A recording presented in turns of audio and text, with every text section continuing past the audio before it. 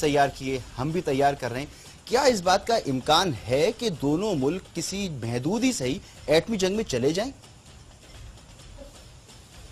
جہاں تک مجھے علم ہے انڈیا نے چھوٹے نیوکلیئر ویپنز نہیں بنائے ہیں، اور اس کی وجہ یہ ہے کہ جب آپ چھوٹا نیوکلیئر ویپن بناتے ہیں تو اس کے اندر یورینیم یا پلوٹونیم خاصا استعمال ہوتا، کافی مقدار میں استعمال ہوتا ہے، اور اس لیے آپ کو فسائل مٹیریل یعنی یورینیم یا پلوٹونیم بہت مقدار میں تیار کرنا پڑتا.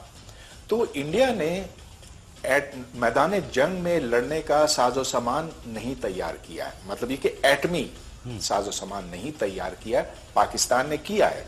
اور یہ جیسا کہ میں نے آپ کو بتایا کولڈ سٹارٹ کی وجہ سے پاکستان نے یہ کیا.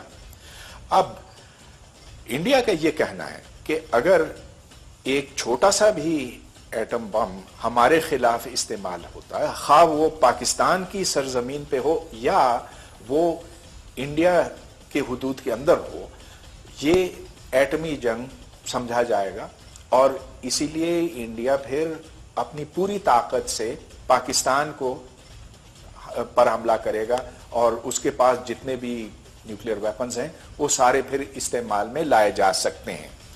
تو میں سمجھتا ہوں کہ جو ٹیکٹیکل نیوکلیئر ویپنز ہیں، ہاں شاید آپ کچھ ٹینکوں کو تباہ کر سکیں، لیکن اس کا جو نتیجہ ہوگا، اس کا جو انجام ہوگا وہ یہ کہ مکمل ایٹمی جنگ چھڑ جائے گی. بہت بہت شکریہ ڈاکٹر. اپنی سرزمین پر استعمال کر سکتے ہیں، اور اسی واسطے اس کا سوچو ہی نہیں. اب اس کے بڑے فائدے بھی ہیں اور خطرات بھی ہیں. فائدہ یہ ہو سکتا کہ پاکستان اپنے لحاظ سے جو کرنا چاہے کر سکتا، لیکن ہندوستان کی طرف سے کوئی خطرہ نہیں ہوگا، اور ہندوستان فوج کشی کرنے کی کوشش نہیں کرے گا. لیکن نقصان یہ ہے کہ اگر خدا نہ خواستہ ممبئی جیسا دوسرا کوئی ایسا واقعہ ہوتا ہے اور ہندوستان حملہ کرتا ہے، ہم ان کے اوپر یہ نصر جیسے میزائل، ٹیکٹیکل میزائل داغتے ہیں، اور نیوکلیئر دھماکہ ہوتا ہے، چھوٹا سا ہی ہو. لیکن انڈیا نے یہ کہا کہ اس کے بعد پھر آپ یہ سمجھ لیجئے کہ نیوکلیئر وار شروع ہو جائے گی. ٹھیک ہے، میں اس پر آپ سے مزید بات کروں گا. یہ انتہائی خطرناک اسٹیٹمنٹ ہے، مگر پاکستان نے سرکاری سطح پر پہلی مرتبہ اس بات کو تسلیم کیا ہے کہ ہم نے چھوٹے نیوکلیئر ہتھیار ان کی تیاری شروع کر دی ہے، یا ہم اس کو بنا چکے ہیں یا بنا رہے ہیں. جو یہ ٹائمنگز ہیں، اس ٹائمنگز کو آپ کیسے دیکھتے ہیں کہ اعزاز چودھری اس وقت یہ بیان دے رہے ہیں؟ ٹائمنگز کے حوالے سے آپ مجھے بتائیں. انہوں نے کوئی ایسا راز فاش نہیں کیا، کیونکہ یہ تو پچھلے 3-4 سال سے بات چل رہی ہے کہ پاکستان چھوٹے ایٹمی ویپنز بنا رہا ہے، اور یہ کہ کم فاصلے کے میزائلز بھی تیار کر رہا ہے. مگر ایک تو بات چل رہی ہو، ایک سرکاری طور پر موقف آ جائے، تو اس کا فرق ہوتا ہے کچھ نہ کچھ. جی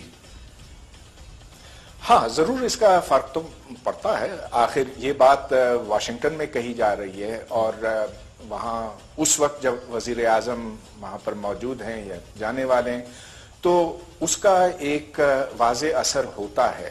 لیکن میں تو سمجھتا ہوں کہ یہ جو مذاکرات ہونے چلے ہیں امریکہ کے ساتھ، تو اس سے ہمیں کوئی ایسا فائدہ حاصل نہیں ہوگا، کیونکہ ہم تو اپنے موقف سے ہٹنے کے لیے تیار نہیں ہیں، اور امریکہ یہ چاہتا ہے کہ پاکستان کے ایٹمی پروگرام پر قدغنیں لگائی جائیں. گرما گرمی ہے تو ہم یہ کیوں نظر انداز کر رہے ہیں کہ بھارت کی خاص توجہ ایران پر بھی ہے، وہاں ان کی بندرگاہوں میں انویسٹمنٹ ہو رہی ہے. پاکستان اس وقت دور ہوتا چلا جا رہا ہے ایران کے ساتھ.